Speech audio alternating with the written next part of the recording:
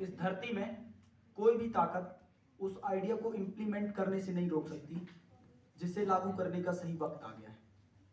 कुछ यही विचार थे मनमोहन सिंह जी के। नमस्कार, सदन की गरिमा को प्रणाम करते हुए मैं अजय कुमार पांडे आज के विषय के पुरजोर पक्ष में। इस आर्यावर्ती भारत भूमि में जो तंत्र चल रहा है वह है लोकतंत्र, और आज का जो हमको विषय दिया गया है वह है लोकतंत्र में निजीकरण की प्रासंगिकता। हमें सर अब्राहम लिंकन के द्वारा एक डेफिनेशन दी गई।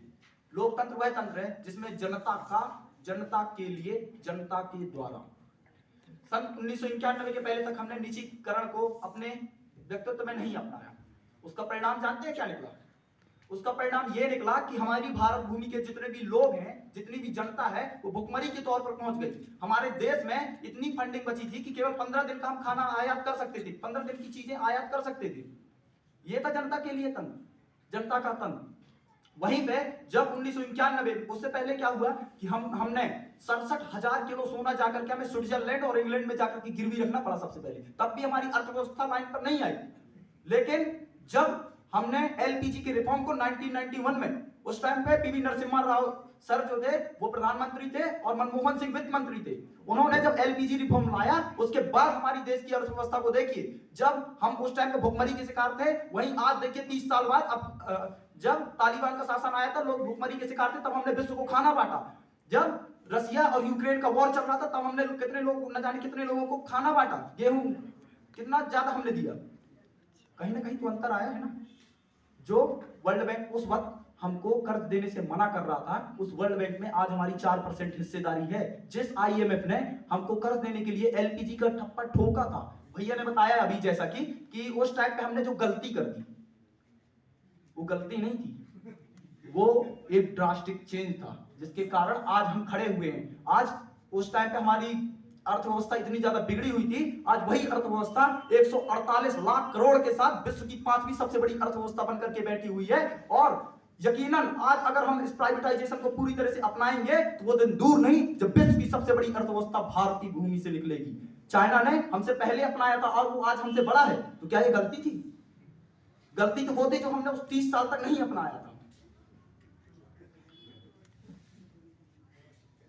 स्वस्थ राष्ट्रीय मुद्रीकरण पाइपलाइन, ये एक योजना है जिसके तहत कई लोगों ने बताया कि सरकारी कंपनियों को बेच देंगे तो वो पैसा ज्यादा महंगाई कर देंगे।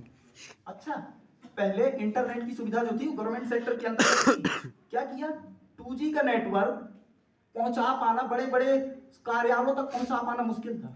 लेकिन जब निजीकरण को खोला गया 1991 के बाद में, उसके बाद में धड़ाधड़ 2G आया, 3G आया, जियो आया, 4G ला करके हर घर में जाकर के फोन पकड़ा लिया। जियो का डब्बा वाला फोन 1500 का आया, उसमें हर किसी के पास जाकर के इंटरनेट पहुंच गया। थोड़ी दिन बाद 4G वो स्मार्टफोन चलने लगे, ला करके सबके पास जाकर के इंटरनेट पहुंच गया। अब 5G आ गया तुरंत। लेकिन 29 साल तक क्यों नहीं आ पाया? क्योंकि गवर्नमेंट सेक्टर के अंतर्गत था। तो अगर जनता के लिए कुछ पहुंचाना है ना, तो उसके लिए हमें निजीकरण को अपनाना पड़ेगा। हाँ, एक और बात है, आप लोग ये बात करते हैं, विपक्ष हमारा बात करता है कि हमें सरकारी सेक्टर को अपनाना चाहिए। तो भैया हमारे ये बताइए, आप प्राइवेट यूनिवर्सिटी में क्या कर रहे हैं? प्रयास तो सरकारी नौकरी का ही कर। हाँ, प्रयास सरकारी नौकरी का कर रहे हैं। गजब।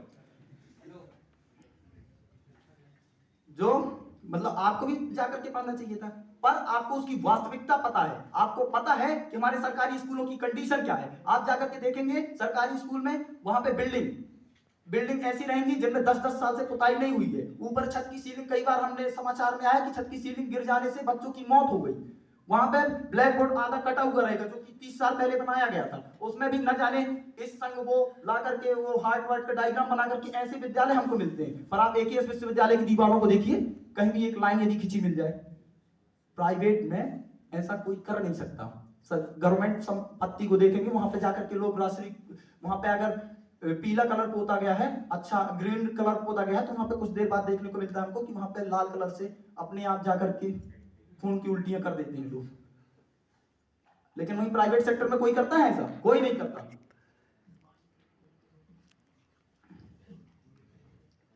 गवर्नमेंट सेक्टर और प्राइवेट सेक्टर में बीच में अंतर क्या पड़ जाता है?